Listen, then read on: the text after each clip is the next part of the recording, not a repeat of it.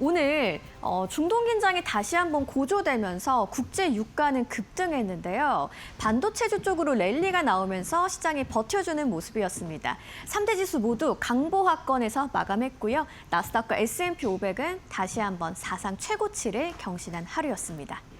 그렇다면 유가는 어느 정도로 움직였을까요? 이어서 바로 살펴보시죠. 오늘 WTI도 3% 가까이 오르면서 98달러 선 마감했고요.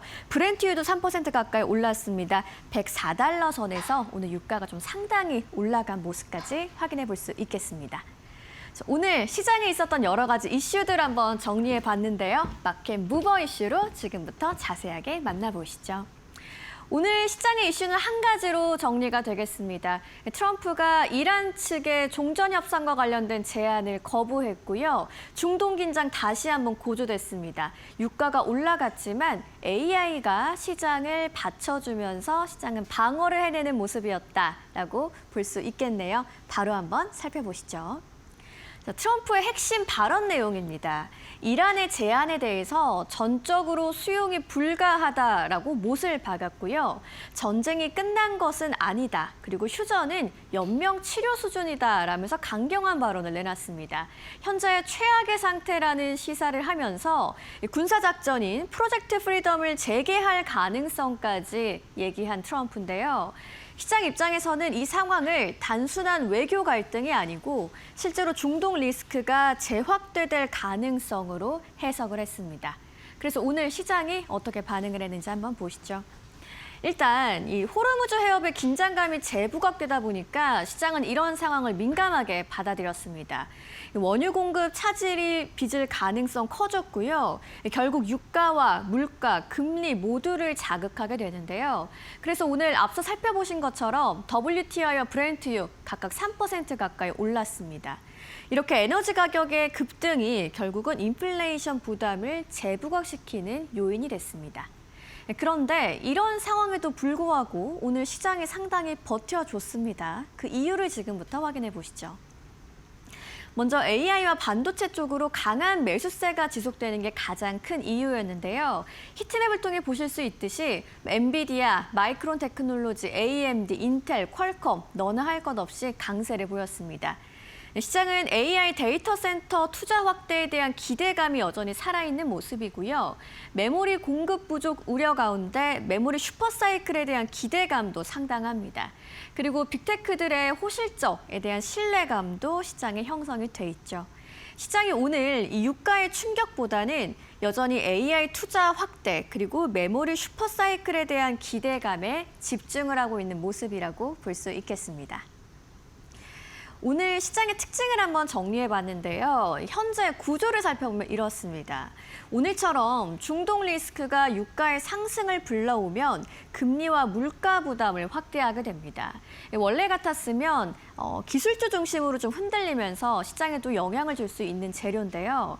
오늘 특히 시장은 AI 성장 기대감으로 인해서 기술주 쪽으로 매수세가 지속되는 분위기였죠. 이렇게 두 힘이 충돌하는 장세 속에서 오늘은 특히나 AI 반도체의 강세가 유가 충격을 상당 부분 상쇄해주는 하루였습니다. 그리고 이번 주 시장이 대기하고 있는 두 가지 핵심 변수가 있습니다. 미국의 CPI와 PPI 발표가 예정돼 있고요. 미국과 중국의 정상회담도 14일부터 15일까지로 예정이 돼 있죠. 이렇게 경제 지표와 이벤트를 앞두고 시장은 대기하는 분위기인데요. 오늘의 유가 상승이 실제로는 물가에 얼마나 반영될지도 중요한 변수가 되겠습니다. 오늘 시장은 중동 리스크보다는 AI의 성장 지속 가능성을 더 믿는 분위기입니다. 증시에는 위험 선호 심리가 이어지는 흐름이었다라고 정리해 볼 수 있겠습니다. 오늘 시장에 있었던 이슈 만나보셨고요. 종목들의 이야기 최효은 앵커와 확인해 보시죠. 네, 기술주 쪽으로의 쏠림이 강화된 하루였습니다. 기술주는 연이어서 강세를 보이고 있지만은 미국 증시에서 특징적인 한 가지가 있었습니다. 소매 쪽이 굉장히 부진했는데요. 월마트, 타겟 같은 기업들이 다시 한번 하락하는 흐름을 보여주기도 했습니다. 일단 전반적인 시장 상황 함께 만나보고 가도록 하겠습니다. 먼저 엔비디아 보실까요? 엔비디아 간밤에도 2% 가깝게 상승하면서 거래 마감했습니다. 초록불 켜내면서 거래 마감했고 엔비디아는 지난주 주간 기준으로도 상승하면서 거래 마감했는데 다시 한번 이번 주 들어서 상승 탄력으로 시작을 하는 모습입니다. 장중한 때는 222.6달러까지 오르면서 사상 최고치를 다시 한번 경신하는 흐름 보여주기도 했습니다. 이 이후에 마이크론 테크놀로지 6.5%대 상승, AMD도 보시다시피 0.79%의 상승 탄력 나왔습니다. 마이크론 테크놀로지는 지난주부터 오늘까지 연이어서 투자 의견, 상향 소식, 목표 주가 상향 소식 이어서 나오고 있습니다. AMD가 다른 기업들 대비해서 크게 오르지 못했다라는 게 주요 포인트였습니다. 다시 한번 아주 강력한 상승세를 보였고요. 그 이외 인텔도 역시나 마찬가지로 3%대 상승 나왔습니다. 인텔의 상승세는 멈출 줄을 모르는 것 같습니다. 지난주에만 20% 넘게 상승했는데 오늘 다시 한번 월요일장에서 상승 탄력을 보이면서 거래를 마감한 모습 함께 확인하실 수 있고요. 퀄컴도 역시나 마찬가지로 상승 탄력을 보였습니다. 세미컨덕터 이 반도체 쪽은 역시나 보시다시피 거의 대체로 초록불로 거래 마감한 모습 함께 확인하실 수 있고요. 반면에 이렇게 하드웨어 쪽은 좀 강했지만 소프트웨어 쪽은 약간의 희비가 좀 엇갈렸다라는 모습을 함께 확인하실 수 있습니다. 하락한 종목, 상승한 종목이 약간 좀 엇갈리는데 어도비 같은 경우에는 보시다시피 작습니다만 2.7%의 하락으로 거래 마감한 모습 함께 확인하실 수 있습니다. 미국 증시에서는 소프트웨어 쪽이 좀 약화되는 것이 아니냐라는 우려감 나오고 있는 가운데 AI 쪽 안에서도 하드웨어 쪽 안으로 그리고 반도체 쪽으로 좀 강력하게 수급이 쏠리고 있는 모습 함께 확인하실 수 있고요. 그 이외에 애플의 경우에는 약보합 수준에서 거래 마감한 모습 함께 확인하실 수 있습니다. 알파벳은 3%대 하락 나오면서 거래 마감했습니다. 지난주 쉼없이 올라온 만큼 52주 신고가 경신한 상황이고 다시 한번 약간 좀 쉬어가는 흐름 보여주기도 했습니다. 아마존도 1%대 하락 그리고 메타도 역시나 마찬가지로 1.7%대 하락 나왔습니다. 메타의 경우에는 지난주 실적을 발표한 이후에 이렇다 할 움직임을 좀 나타내지 못하고 있는 상황이고요. 테슬라가 3.8%대 상승 나오면서 거래 마감한 모습의 특징이라고 할 수 있겠습니다. 그리고 넷플릭스입니다. 2.3%대 하락 나왔는데요.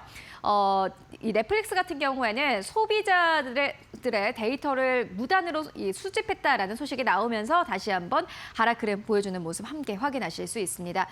그 이외에 엔터테인먼트 쪽 전반적으로 좀 하락하면서 거래 마감한 모습 함께 확인하실 수 있습니다. 그렇다면 특징 중에 어떤 것들이 있을까? 이어서 세 가지 특징 중 함께 만나보도록 하겠습니다.